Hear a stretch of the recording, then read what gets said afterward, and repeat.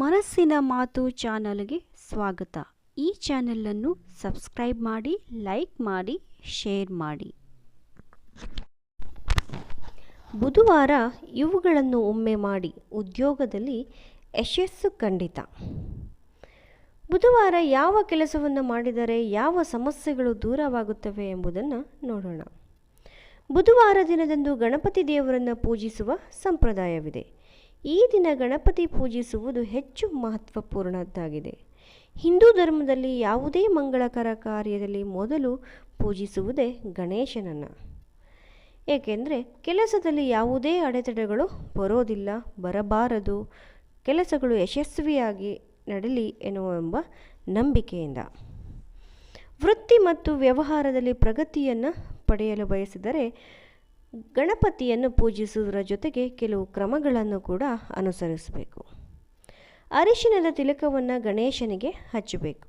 ವೃತ್ತಿ ಜೀವನದಲ್ಲಿ ಯಶಸ್ವಿಯಾಗಲು ಪ್ರತಿಯೊಬ್ಬರೂ ಪ್ರಯತ್ನಿಸುತ್ತಿರುತ್ತಾರೆ.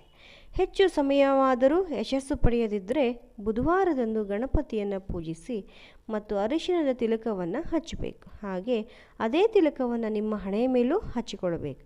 ಹೀಗೆ ಮಾಡುವುದರಿಂದ ವೃತ್ತಿ ಮತ್ತು ವ್ಯವಹಾರದಲ್ಲಿ ಪ್ರಗತಿ ಉಂಟಾಗುತ್ತೆ. ಗಣೇಶನಿಗೆ ಪ್ರಿಯವಾದುದರಲ್ಲಿ ದುರ್ವಾ ಹುಲ್ಲು ಒಂದು. ಗಣೇಶನನ್ನು ಪೂಜಿಸುವಾಗ ದುರ್ವಾ ಹುಲ್ಲನ್ನು ಅರ್ಪಿಸಬೇಕು. 5, 7, 11, 21 ಈ ದುರ್ವಾ ಹುಲ್ಲನ್ನು ಅರ್ಪಿಸಬೇಕು. ಹಾಗೆ ಗಣೇಶನಿಗೆ ಪ್ರಿಯವಾದ ಲಡ್ಡುಗಳನ್ನು ಅರ್ಪಿಸಬೇಕು. ಶಮೀಪತ್ರೆಯನ್ನು ಗಣೇಶನಿಗೆ ಅರ್ಪಿಸಬೇಕು. ಗಣೇಶನಿಗೆ ಅನ್ನವನ್ನು ನೈವೇದ್ಯ ಮಾಡಬೇಕು. ಆದರೆ ಯಾವುದೇ ಕಾರಣಕ್ಕೂ ಅಕ್ಕಿಯ ನೈವೇದ್ಯವನ್ನು ಮಾಡಬಾರದು. ತುಪ್ಪ ಬೆಲ್ಲವನ್ನು ಅರ್ಪಿಸಬೇಕು. ಹಣಕ್ಕೆ ಸಂಬಂಧಿಸಿದಂತೆ ಎಲ್ಲ ಸಮಸ್ಯೆಗಳು ದೂರವಾಗುತ್ತವೆ. ಗಣೇಶಿಗೆ ಮೋದಕ ಎಂದರೆ ಇಷ್ಟ, ಕೆಂಪು ಹೂವು ಇಷ್ಟ. ಹಾಗಾಗಿ ಪೂಜೆಯಲ್ಲಿ ಕೆಂಪು ಹೂವನ್ನು ಬಳಸಬೇಕು. ಜೊತೆಗೆ ಬಾಳೆಗಿಡವು ಗಣೇಶನಿಗೆ ಪ್ರಿಯ. ಬುಧವಾರ ಗಣೇಶನನ್ನು ಪೂಜಿಸುವುದರಿಂದ ಜೀವನದ ಎಲ್ಲ ತೊಂದರೆಗಳು ದೂರವಾಗುತ್ತವೆ. ಬುಧವಾರ ಪೂಜಿಸುವುದರಿಂದ ಜಾತಕದಲ್ಲಿ ಬುಧ ಗ್ರಹ ಉತ್ತಮ ಸ್ಥಾನದಲ್ಲಿರುತ್ತದೆ. ಗಳಿಸಿರುವ ಹಣ ವ್ಯರ್ಥವಾಗುತ್ತಿದ್ದರೆ ಬುಧವಾರ ಉಪವಾಸ ಮಾಡಿ. ಬುಧವಾರದಂದು ಗಣೇಶನನ್ನು ಪೂಜಿಸಿ ಸೊಪ್ಪು ತಿಂದ ನಂತರ ಮನೆಯಿಂದ ಹೊರಡಿ. ಇದು ಕೆಲಸದಲ್ಲಿ ಯಶಸ್ಸು ಸಿಗುತ್ತದೆ. ಕೆಲಸದ ಸ್ಥಳದಲ್ಲಿ ಮತ್ತು ವೃತ್ತಿಪರ ಜೀವನದಲ್ಲಿ ಎದುರಾಗುವ ಅಡೆತಡೆ ತೊಡೆದುಹಾಕಲು ಗಣೇಶ ರುದ್ರಾಕ್ಷಿಯನ್ನು ಧರಿಸಿ. ಎಲ್ಲ ಸವಾಲುಗಳು ತೊಡೆದುಹಾಕಲು ಇದು ಉತ್ತಮ ಪರಿಹಾರವಾಗಿದೆ.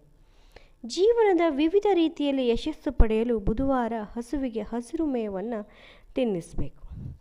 ಅಸಹಾಯಕ ಮತ್ತು ತೃತೀಯ ಲಿಂಗಿಗಳಿಗೆ ಬುಧವಾರ ದಾನ ಮಾಡಬೇಕು.